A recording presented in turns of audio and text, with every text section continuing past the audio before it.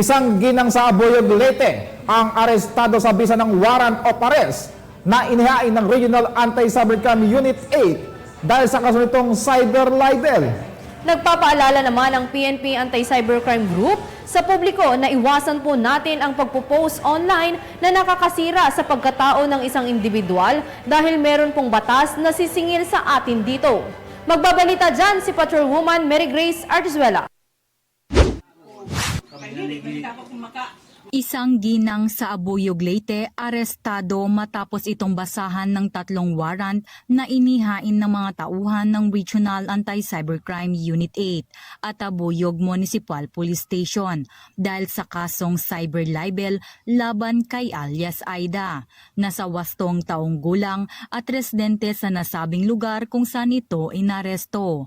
Ang mga nasabing warrant of arrest ay inisyu ni Honorable Carlos Arguille, Presiding Judge ng Regional Trial Court, 8th Judicial Region, Branch 8 Tacloban City, Leyte, na may inirekomendang piyansa na nagkakahalaga ng 48,000 piso bawat warrant. Ipinaalam sa akusado ang kanyang mga karapatan sa konstitusyon sa ilalim ng Miranda Doctrine sa lengguwaheng nauunawaan nito. Kasalukuyang nakapiit sa Abuyog Municipal Police Station ang suspect para sa dokumentasyon at tamang disposisyon ng kaso. Paalala po mula sa PNP-ACG na ang cyber libel ay isang punishable offense. Iwasan po nating mag-post sa online ng mga content na nakakasira sa imahe o pagkatao ng isang individual. Alalahanin po natin na to think before you click.